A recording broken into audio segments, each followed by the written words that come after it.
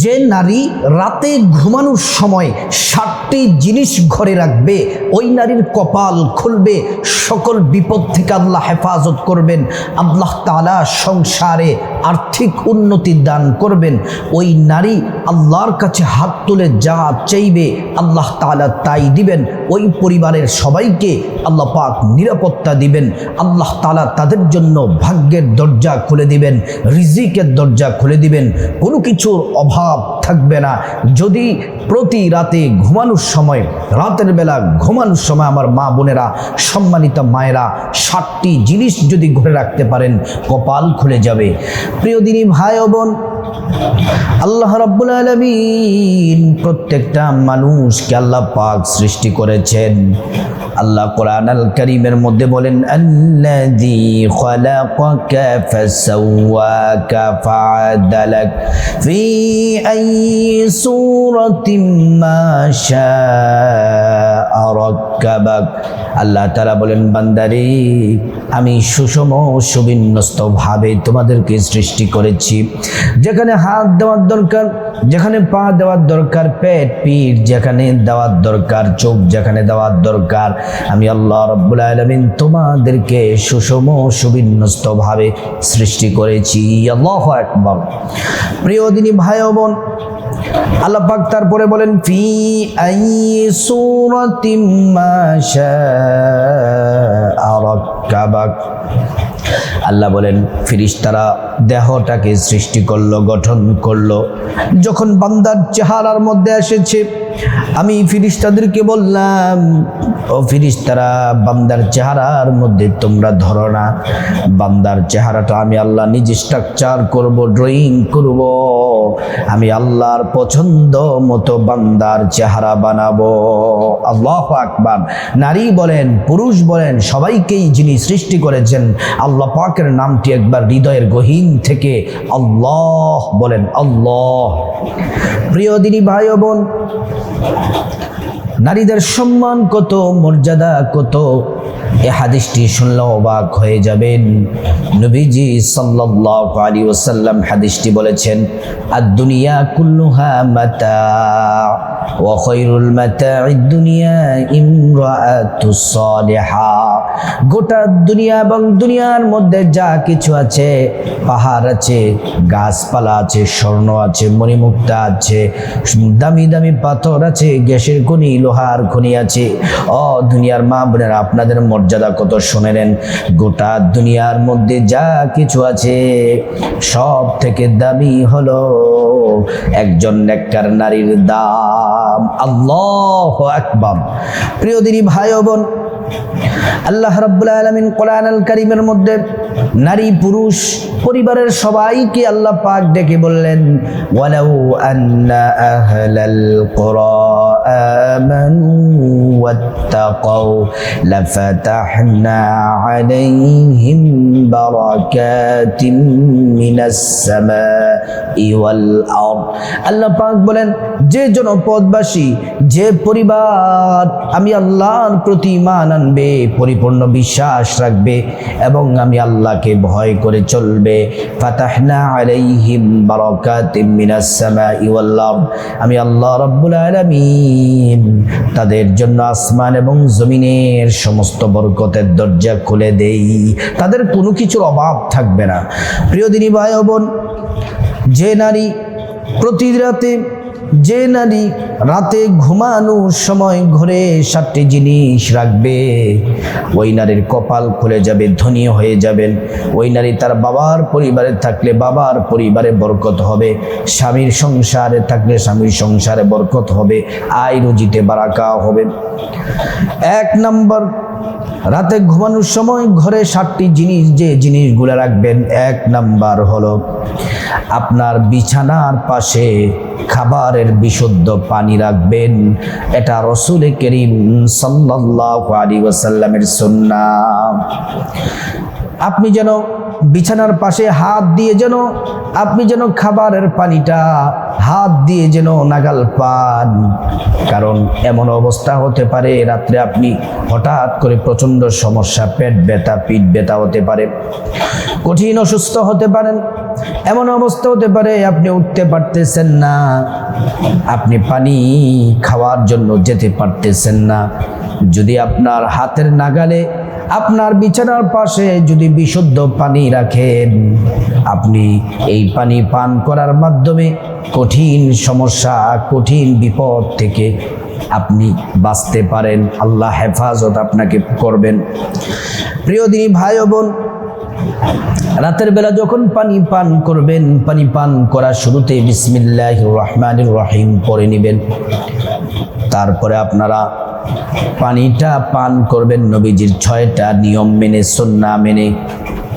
1 number পানি বসে বসে পান করবেন। 2 নাম্বার ডান হাতে পানি পান করবেন। 3 নাম্বার পানির দিকে তাকাবেন পানিটা পরিশুদ্ধ কিনা। 4 নাম্বার পানি পান করার শুরুতে বিসমিল্লাহির রহমানির রহিম পড়বেন। 5 নাম্বার 3 ঢুকে পানি পান করবেন। 6 নাম্বার পানি পান করা শেষে আলহামদুলিল্লাহ পড়বেন।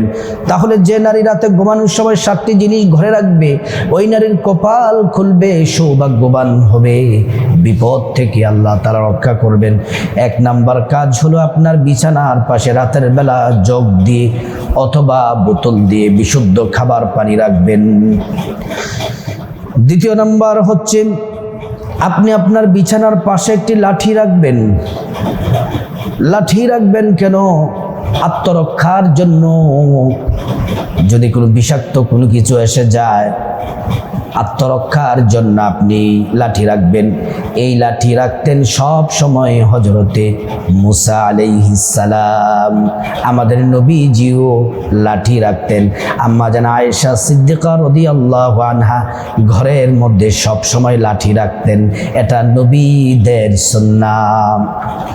প্রিয় দিনী ভাই ও বোন, একবার মুসা সালাম আল্লাহর সাথে কথা বলার জন্য তুরে সিনার মধ্যে গেলেন। আল্লাহ বললেন, মুসা রে, তোমার হাতের মধ্যে কি? মুসা সালাম বললেন, লাঠি। এটা দিয়ে কি করো?